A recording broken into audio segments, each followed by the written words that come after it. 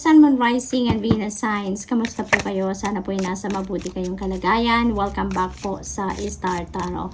And kung bago po kayo rito, welcome na welcome po kayo. And thank you po sa inyong suporta. I truly appreciate it. And God bless you all, Taurus. Kung nasaan man parte po kayo ng mundo sa ngayon, sana po ay safe kayo. Keep safe. Sana po ay lagi kayong mag-iingat. Ano po? So, ito po ang mga mensahe ninyo for October 22 to 28. Ayan. So, paunang message ninyo is love. Ayan. Wow. So, maybe you are overflowing with love sa ngayon. Maaring yun ang nararamdaman ninyo. Maaring in love kayo sa ngayon. No? Maaring ang focus ninyo ngayon is your love relationship. Maari din na ang focus ninyo ngayon is self-love. No? Taurus, it could be about iba't ibang klaseng love, depende sa inyong sitwasyon, no? So maaring ganun ang ganap.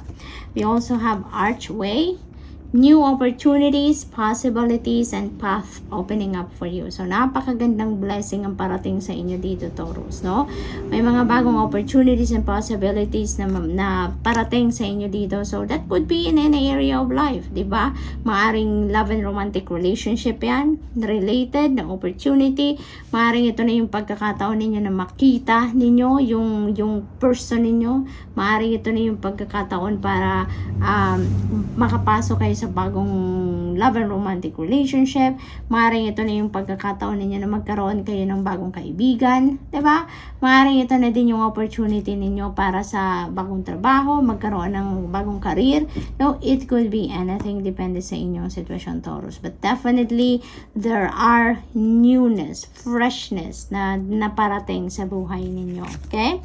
We have the dagger, fear, worries, tense situations. So, maaring ano yan, may mga takot kayo dito, may mga fear kayo na nararamdaman, no, about sa mga pagbabago. Kasi there could be people, no, normal naman yon na may mga tao talagang nakakaramdam ng takot, ng discomfort kapag merong bago, no, pag merong parating na bago, may pangyayaring bago, you know, yung hindi sila bukas para sa change. So maaring ganun ang nararamdaman ng iba sa inyo dito. May mga takot kayo, may mga pag-aalala kayo dahil sa mga bagong sitwasyon na maaring kailangan ninyong pasukin, no? Maaring ganon.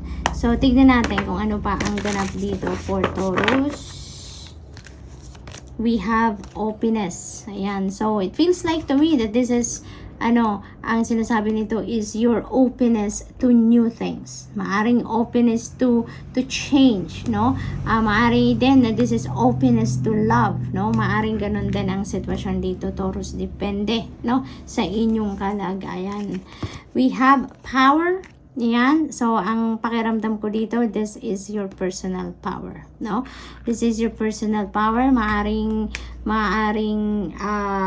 you are reclaiming your personal power after a long time na maaring pinapatakbo ng ibang tao ang buhay ninyo. And ngayon, maaring naglalakas loob kayo. Maaring yung takot na yan, yung worries na yan, maaring tatalunin nyo na yan. Maaring i-let go nyo mga pakiramdam na yan. And you are going to be, maglalakas ng loob kayo to reclaim your personal power. So, maaring ganyan ang ganap dito for some of you, Taurus, no? Kasi maaring in the past, no, or for the longest time, siguro, lang kayo, sumusunod lang kayo sa ibang tao. Maaring restricted kayo ng ibang tao. Maaring kinokontrol ang buhay ninyo ng ibang tao, no? Or ng situation. But now, mag-iiba na ang sitwasyon, no? Magpapakatatag ka na ngayon, magpapakatibay ka na ngayon, and you are going to reclaim your freedom, your independence, and your personal power, no? So, we have stillness. Ayan. So, kailangan ninyo to para makapag-renew kayo ng sarili ninyo, para makapag-muni-muni kayo, makapag-reflect kayo, recharge kayo. So this is what you need para nang sa gayon kumbaga makabalik kayo sa sentro, makabalik ang equilibrium sa buhay ninyo, no? Yung balanse sa buhay ninyo. So kailangan ninyo ng pahinga, kailangan ninyo na mag-step back muna kayo ng kahit saglit lang, no? Sa kung ano man ang pinagkakabisihan ninyo, sa kung ano man ang pinagwo-worryhan ninyo, sa kung ano man ang nagpapa-stress sa inyo. You need to renew yourself dito, no? So yun ang kailangan ninyong gawin dyan para din na makatulong sa inyong pakiramdam, gumanda, gumaan, maging maaliwalas at magkaroon ng kapayapaan ng inyong pakiramdam. Okay? Sanctuary, yes, kailangan ninyo talaga na magmuni-muni dito. Kailangan ninyo to find your inner peace, find your inner sanctuary. This is what you need, no? Right now, Taurus. Maaring maraming kaguluhan sa isip ninyo, sa paligid ninyo, sa damdamin ninyo. Maaring nalilito kayo. So, you really need to get the balance back in your life at magagawa nyo lang yan kapag nakapagpahinga. Kasi pag nagpapahinga, wala ang ginagawa ang inyong katawan, walang iniisip ang isip ninyo, parang you are freeing yourself of mind chatter, yan ang period, no, na talagang makakapag declutter kayo ng kung ano man ang hindi kailangan sa isip ninyo or sa puso ninyo.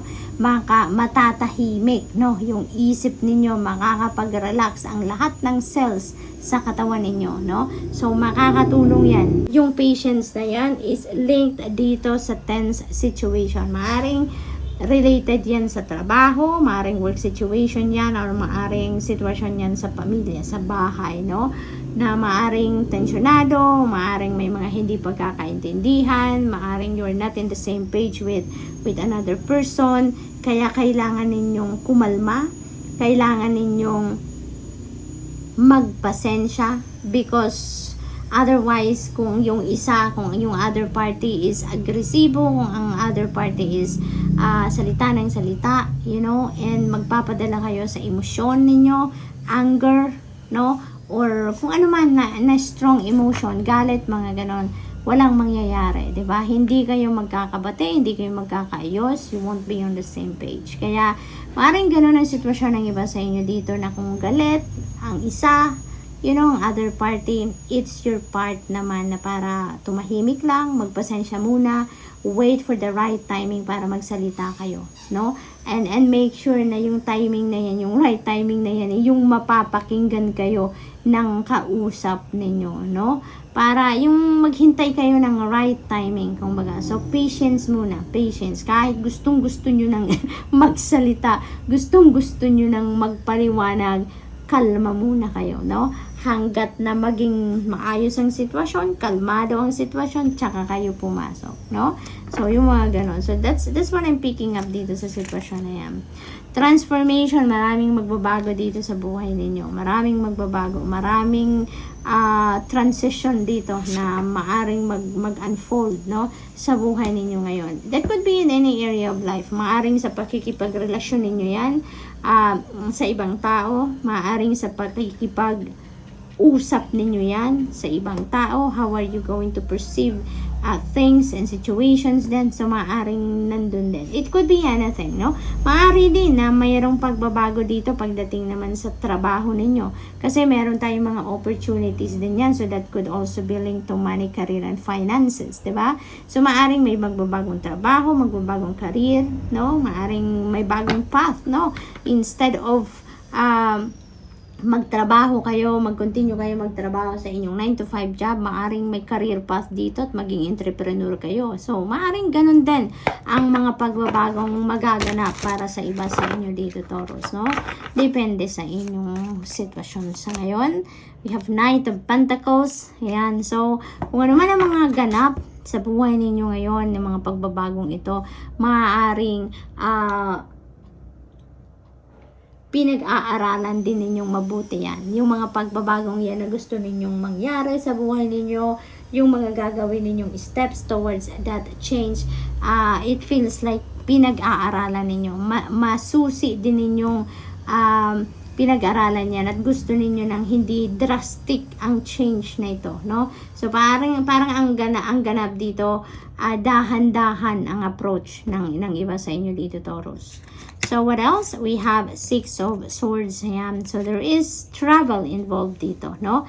Maaring ang iba sa inyo dito, maaring yung opportunity na yan is an overseas job opportunity, no? Maaring that is an opportunity to migrate sa ibang bansa. Maari din na that is an opportunity for you to release yourself from sitwasyon na hindi masyadong maganda para sa inyo, no? Maaring toxic situation ang kinabibilangan ng iba sa inyo dito ngayon, Taurus, no? At nagkaroon kayo ngayon ng opportunity para kumawala sa sitwasyon na yan. So that could be that as well, no? Kasi si Six of Swords energy, ano to you are moving from troubled waters and papunta kayo sa calmer waters. So, maaring merong toxic situations dito, tense situation na kinabibilangan ng iba sa inyo, Taurus, and nakakuha kayo ngayon ng opportunity para makaalis na kayo sa sitwasyon na yan.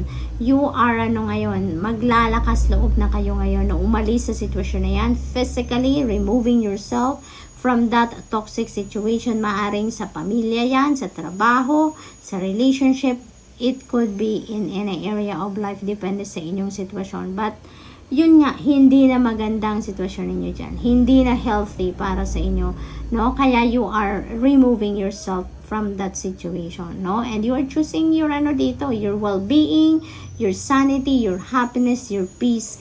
Kaya, kahit mag-isa lang kayo siguro, aalis kayo sa sitwasyon na yan, no? So, that's what I'm picking up.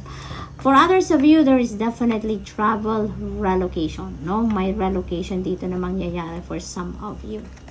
What else? We have Knight of Wands. Ayan. So, magiging mabilis ang ganap dito sa buhay ninyo. Ang mga pagbabagong mangyayaring ito sa buhay ninyo, parang may mga sitwasyon na bibilisan ninyo. Anyways, yung parang dito sa Knight of Pentacles, napag-aralan nyo na Maaring napag-aralan nyo na kung paano kayo makakaalis sa sitwasyon na to. Napag-aralan nyo na kung anong klaseng pagbabago ang kailangan ninyong gawin sa buhay ninyo, sa iba't ibang parte ng buhay ninyo. So, maaring nakapag-research na kayo at lahat, nakapaghanda na kayo, yung ganon, Kaya, maaari din na ang iba sa inyo magmamadali na din. Depende sa inyong sitwasyon. Maaaring yung sitwasyon ng iba sa inyo dito is going to ask you or going to require you to move quickly. Maaari din ganon. Maaring kailangan ninyong magmadali dito for your safety. Maaring ganon din ang sitwasyon ng iba sa inyo dito. Yun ang aking napipick up dito, no? Kaya, kung ganon man ang sitwasyon na kailangan ninyong mabilisan ang galawan dito, no? Lagi lang kayong mag-iingat, Taurus, no? Always pray, and always ask for guidance and protection, no? From the divine ng sa gayon. Kahit ano man ang gawin ninyo dito, magmadali man kayo or magmabagal man kayo, kung ginagabayan kayo, you will be safe. Okay? You will be in a safe place. Okay? So, Taurus, that's all I have for you for the week. I hope nakatulong ang mga mensaheng ito in some way. Thank you for watching. Love and light. Namaste.